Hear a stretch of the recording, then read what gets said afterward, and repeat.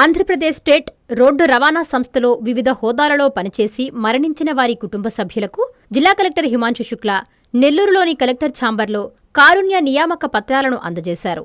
మొత్తం 5గురికి నియామక పత్రాలను అందజేసి శుభాకాంక్షలు తెలిపారు.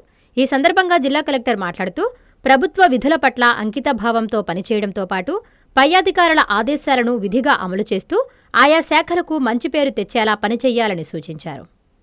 ఆశీస్సులతో నుడా చైర్మన్ కోటమిరెడ్డి శ్రీనివాసులరెడ్డి గారి సౌజన్యంతో నెల్లూరు బాలాజీనగర్లోని ఉగాది సెంటర్లో ఆంధ్రప్రదేశ్ రాష్ట్ర బ్రాహ్మణ కార్పొరేషన్ డైరెక్టర్ ఉచ్చి భువనేశ్వరి ప్రసాద్ ఆధ్వర్యంలో ఉగాది వేడుకలు అత్యంత వైభవంగా జరగనున్నాయి. ఈ నెల 19న సాయంత్రం 6:30 ఉగాది సభ, పంచాంగ శ్రవణం, స్వామివారి అనుగ్రహాభాషణం, విజయవాడ శ్రీ కనకదుర్గ అమ్మవారి ప్రసాద వితరణ, మార్చి 20 సాయంత్రం 6:30 దేవదేవుడు శ్రీ శ్రీనివాస కళ్యాణ మహోత్సవం వైభవోపేతంగా జరుగును.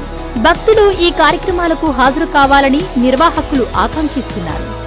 ఇట్లు ద్రోణాదుల యలమందారెడ్డి, తెలుగుదేశం పార్టీ ఉపాధ్యక్షులు, 14వ డివిజన్, నెల్లూరు నగరం.